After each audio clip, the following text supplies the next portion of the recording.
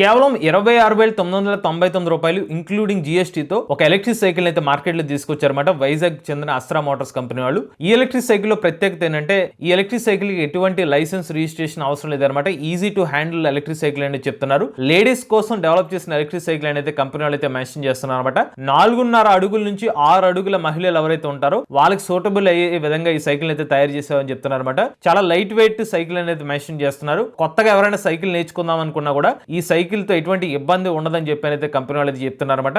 ఈ electric cycle మనకి 5.8 battery pack అయితే ఇస్తున్నారు. ఒకసారి చార్జ్ పెడితే 30 కిలోమీటర్ల వరకు రేంజ్ వస్తుందని అయితే కంపెనీ వాళ్ళు చెప్తున్నారు అనమాట. ఈ బ్యాటరీ ప్యాక్ ఏదైతే ఉందో లిథియం అయాన్ బ్యాటరీ ప్యాక్ తో వస్తుంది. రిమూవబుల్ బ్యాటరీ ప్యాక్ అనమాట. ఈ బ్యాటరీ ప్యాక్ మీరు చార్జ్ చేయడానికి సుమారుగా 3 గంటల సమయం అయితే పడుతుంది అనేది చెప్తున్నారు. ఈ ఎలక్ట్రిక్ సైకిల్ పేరు చూసుకున్నట్లయితే ప్రిన్సెస్ వ్యాన్ అనమాట.